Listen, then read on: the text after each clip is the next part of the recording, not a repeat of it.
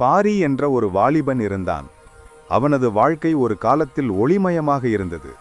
அவனுக்கு அன்பான குடும்பம், நல்ல வேலை, எல்லாவற்றிற்கும் மேலாக தேவன் மீது அசைக்க முடியாத நம்பிக்கை இருந்தது. ஆனால் மிக விரைவில் பணத்தின் மீதான பேராசை ஒரு இருண்ட திரையைப் போல அவன் கண்களை மூடியது. கடின உழைப்பு ஏன், சுலபமான வழிகள் இருக்கின்றன என்று நண்பர்கள் காட்டிய தவறான பாதையில் அவன் தன் கால்களை தைரியமாக வைத்தான். ஆலய பாதை அவனுக்கு மறந்து போனது. அவன் இரவும் பகலும் தங்கள் வழிகளிலேயே நடந்தான். பொய்யான மகிழ்ச்சியில் மிதந்தான். அவனை நினைத்து அவன் தாய் தன் அறையில் முழந்தாழிட்டு கண்ணீருடன் ஜெபித்து கொண்டிருந்தாள். என் மகனை மீட்டு தாருமையா என்ற துக்கத்துடன் தினமும் அவள் மன்றாடினாள். ஆனால் நீதி நிலைநாட்டப்பட்டது. ஒரு நாள் அவன் காவல்துறை இணையிடம் பிடிபட்டு பின்னர் விடுதலையாகி அனைத்தையும் இழந்தான். பணமில்லை, நண்பர்கள் இல்லை. அவனது வாழ்க்கை ஒரு பாழடைந்த சுவரைப் போல நொறுங்கி போனது. தனிமையில் அலைந்து தெரியும் ஒரு ஆத்மாவாக அவன் மாறிவிட்டான்.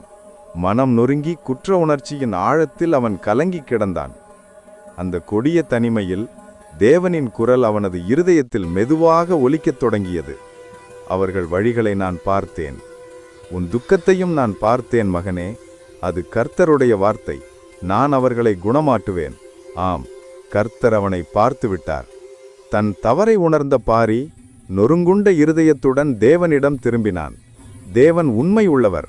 வசனத்தின்படியே அவருடைய ஆவியானவர் பாரியை மறுபடியும் நடத்தினார்.